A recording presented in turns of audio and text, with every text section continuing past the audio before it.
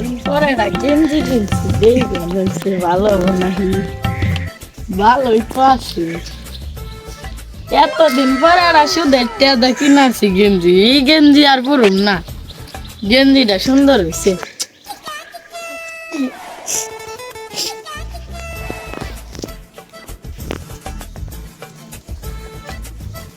কিনে পারবে তোর গেঞ্জি কিনলি কবে? কালকা কিনছি।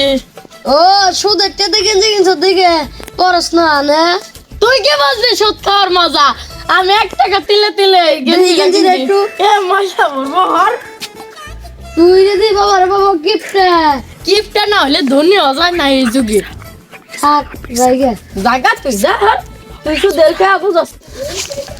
পারবে যে শালা কিপ্টার রে একটা গেঞ্জি কিনছে আমার বন্ধুর কই আই বাবাটা বন্ধু জানাস কি হইছে পারবে 6 মাস পর সুদের টেতে না গেঞ্জি কিনছে বুঝছো আই কিপটার ভাই অন্য ভাই কিপটা ধনী গেঞ্জি গায়ে দেই না মোর দরবার চাইলে কই তোরাতে ময়লা আইন ওর খেতে বন্ধু যাই বন্ধু আর আমরা যাইনি খাবে আইনু আরে কিপটা গিরে গেঞ্জি আর পরিষ্কার করে আমার দরবার দেই না তুই দরবার দেই না তাহলে কিপটা গিরে দেখ যাসা আমার ওই কিরে তোর আমার ছোট ভাই খাবার খেয়া ওই তোর আমার ছোট ভাই খাবার আর মারছিস কে আর মারছিস কেরা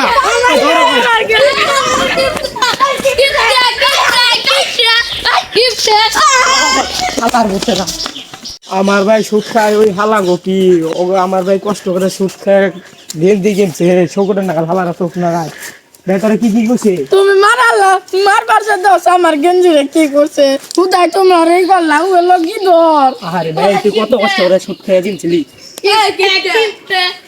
আমার এই সব